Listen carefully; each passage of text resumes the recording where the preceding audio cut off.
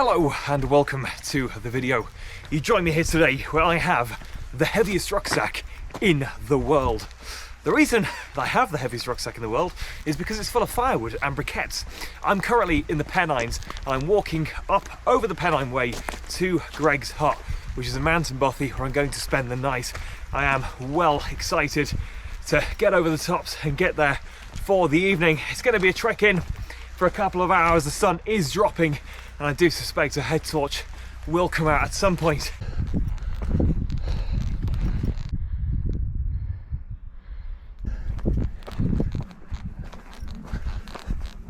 Oh, the sun is currently setting over the Lake District, just over the Eden Valley. It's over there, you can't see it because the sun's going to block it out, but it is an extraordinary view. It's been way too long since I walked in the Pennines. I used to live up here for a year or so and I absolutely loved it. It is by far, in my opinion, the best place to walk in England. It just is, hands down. No one would be able to convince me otherwise of that. And I spent a lot of time all over every other part of England. It is just striking beauty.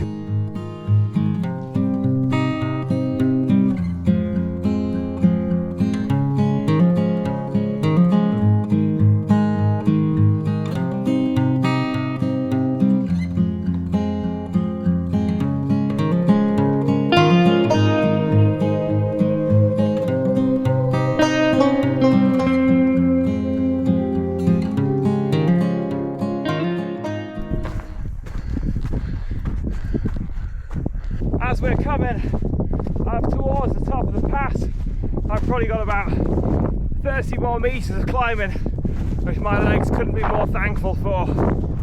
The temperature has started to drop significantly now. It really is getting very cold up here.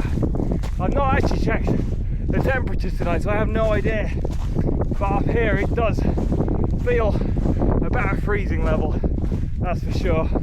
And the amount of snow and frost on the ground would probably agree with me as well. Looking at Earth maps, it looks like I'm on the final kilometre now to Greg's hut.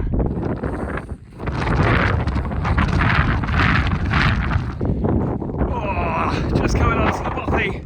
Greg's hut behind me. I look like an idiot, but I am so cold. Oh, let's go check into this place.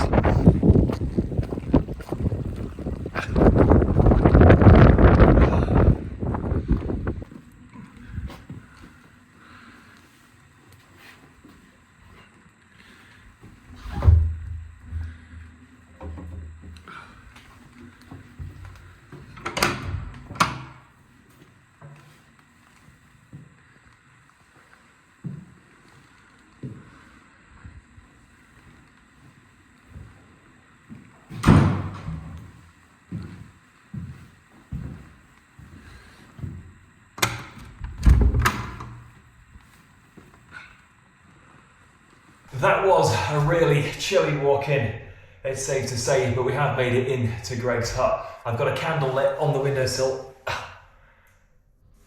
There we go. True Bothy vibes with the candle there. It's pretty creepy, I'm not gonna lie, arriving to one of these places initially, because you don't know whether it's going to be empty, you don't know what's going to be inside, you don't know how the last people are going to have left it. Greg's hut is one of the most recently renovated Bothys, so it is pretty nice in here. It was renovated, I think, like 6 months ago, so it's pretty pristine in here, which is just awesome. It's so nice to have a mountain refuge like this here in the UK, and mainly here in England too. It is pretty special actually. So I'm going to get unpacked, chuck some warm clothes on, and then try and get that fire going, because that's going to be really, really important.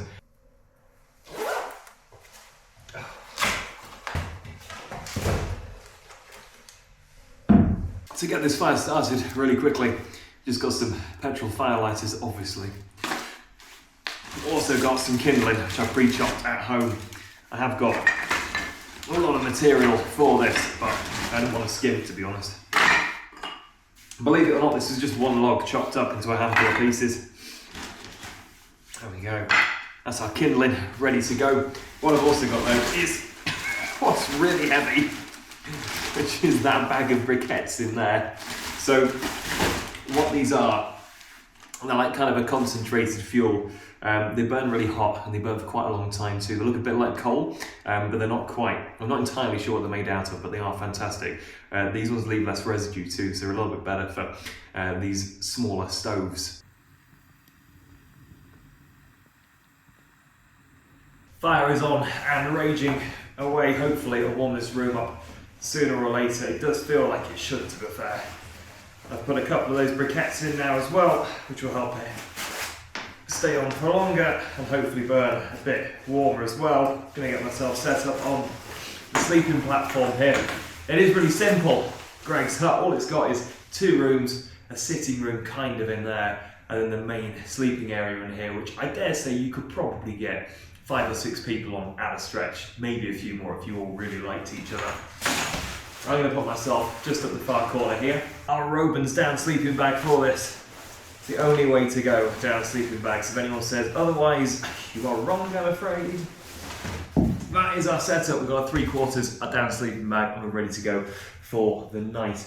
It should be pretty comfy actually, to be fair. There we go. In my sleeping bag, time for peppermint tea and a book for a little bit.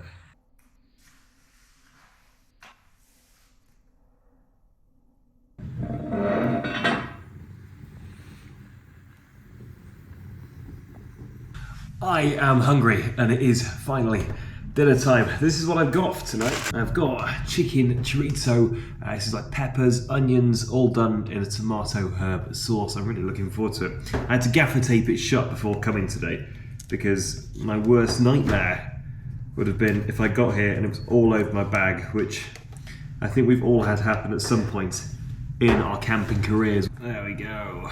Very nice. I could actually have this cold in fairness, because obviously it is just cooked. However, it's going to be a lot nicer to warm it up.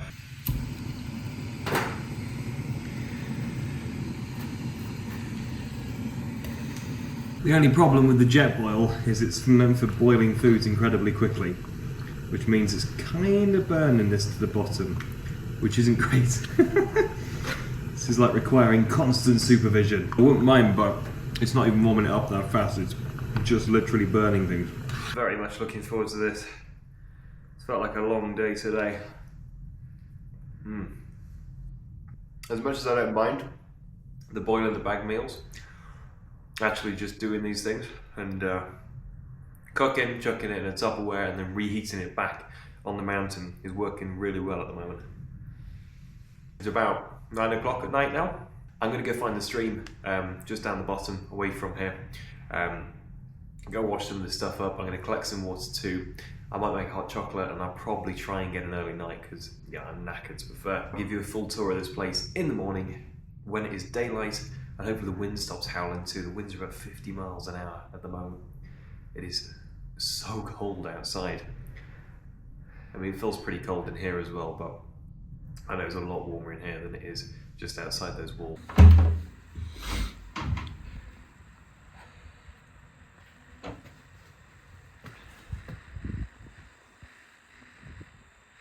So I've just come out to get some water from the stream, and yeah, it is, as you can see, it is snowing out there.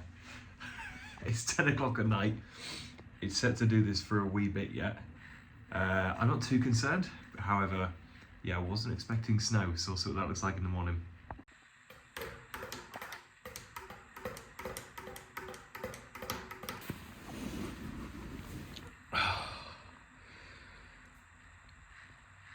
There we go, in our sleeping bag, ready for bed. I am knackered and yeah, looking forward to going to sleep. However, slightly concerned about the snow outside. I'll have to see what it's like in the morning. But anyway, for now, I'll see you in the morning.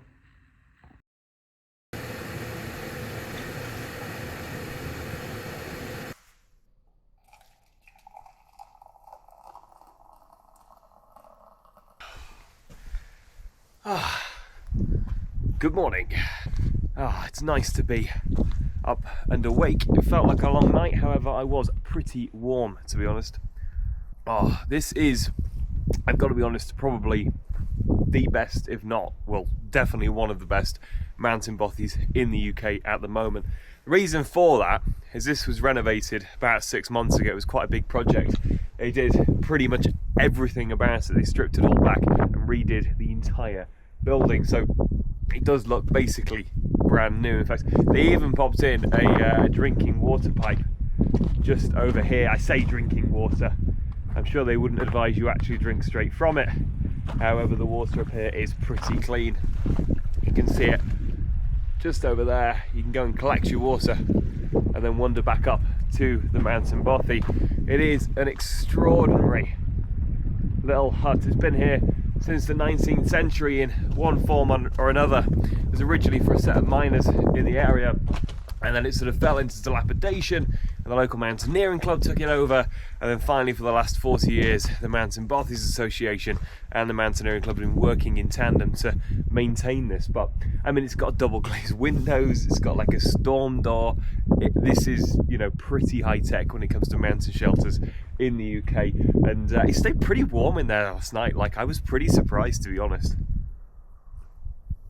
I had the fire going, but obviously went out after a little bit, and even once the fire went out, like, it stayed pretty warm in there, and you really could feel that it was a mountain shelter, you know.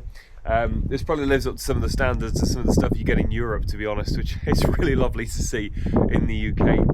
Most bothies are falling apart and dilapidated. Maybe they're maintained by the landowners if you're lucky, but mainly just the Mountain Bothies Association, which is fantastic, and I'll link them in because they deserve every donation they get, but they are limited on resources. So this is truly something to marvel at, that's for sure. It is now time to pack up and leave Greg's hut behind. It's been a lovely stay, what can I say? However, the one thing I haven't found is a logbook. There's always a logbook in these things, and I can't find it. I thought it was going to be, well, in here where it says logbook. However, it appears to be missing. This book is sort of information about the Bothy itself. There's nowhere to write down names or anything, so it's a bit weird really. Normally you would have a nice logbook. It appears people have written their logs down on this map, which is just here on the counter surface, so I guess I'll have to do that. That's a bit of a shame. Maybe someone needs to bring one up. Maybe it needs to be me. Someone needs to bring a logbook up anyway, and yeah, make sure that you can actually write your name down in these things. There you go, I have logged myself in the most appalling handwriting possible, and it's the 4th of December is what I have discovered.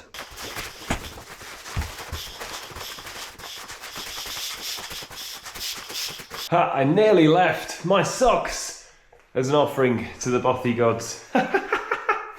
Oh dear, never put things on a drying rack, people. That is never going to end well. My rucksack is feeling a lot lighter this morning, coming out of here.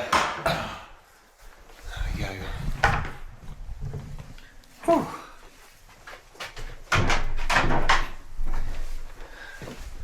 What a wonderful night it's been up at Greg's hut. I've really, really enjoyed that. Look at that, proper.